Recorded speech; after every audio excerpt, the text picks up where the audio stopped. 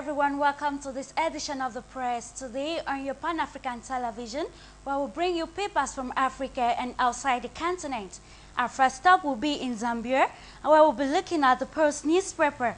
According to the PRESSE newspaper, Zambian President Michael Sata says Dr. Kenneth Kaunda and himself are the political leaders in Zambia.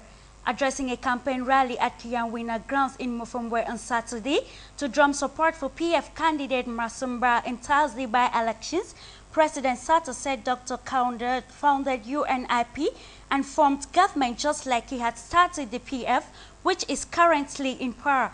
Also, the paper says the Patriotic Front has promised to keep a close eye on people's problems during its reign. Read more on the PRESSE newspaper to enlighten your mind. Taking you to South Africa, this time around we'll be looking at Cape Town. In the journal, the city's main artery to Johannesburg, the N1 freeway, was closed by burning barricades at farm workers' torch vineyards near the dawns on Monday in protest at low pay and poor working conditions. Thousands of urgent informal residents joined the workers, decrying the slow delivery of houses and basic services. In another development, the paper says a high-level search operation is underway for a missing safari guide in Banksclough. Rescuers have spent almost 2 days searching for the 23-year-old Richard Buckley, who runs several safari camps in Botswana. According to his friends, he was believed to have gone for a walk on his own with a backpack. Visit Cape Town, South Africa for more details. Still in Africa, we'll be looking at Business Day. The paper has on its front page, court fines mechanic 1.5 million rand for 90 counts of theft. Former property mogul Wendy mechanic was fined 1.5 million rand after being found guilty of 90 counts of theft amounting 27 rand and 2 counts of failing to keep proper records by her trust accounts. This brings to a close a scandal that exposed irregularities in the estate agency sector. The journal also writes that an exodus of senior executives is expected at Telkom after Monday's resignation of CEO Nomulelu Muholi, the first CEO to quit the company in 7 years. Read more on Business Day, South Africa. Now taking you to Asia, we'll be looking at China Daily. According to China Daily, the Chinese economy is stable and gross domestic products go attainable. Premier Wen Jiabao was speaking during an address on Monday to the Asian-Europe meeting in Vientiane, Laos.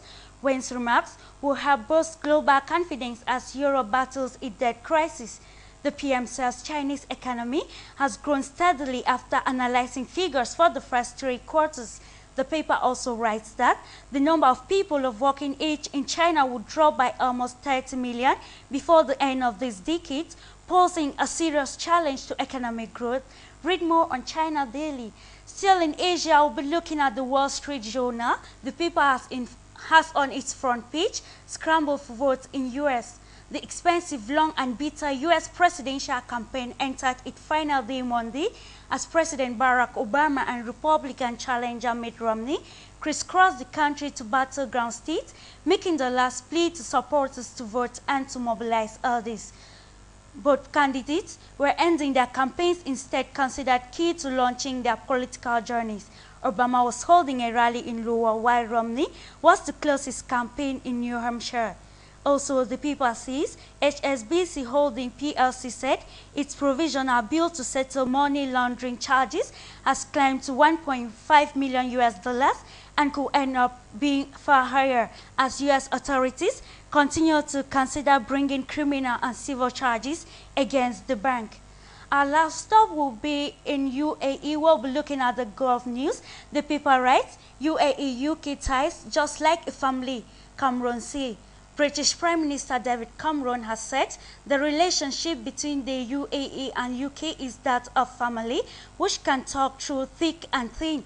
Speaking to the student of Jared University, Cameron said relations between the two nations are historical and deep-rooted, adding that his visit is aimed at developing those relations in the best interest of both nations. That was the package we had for you, but do stay on AFRIQUE Media for more programs.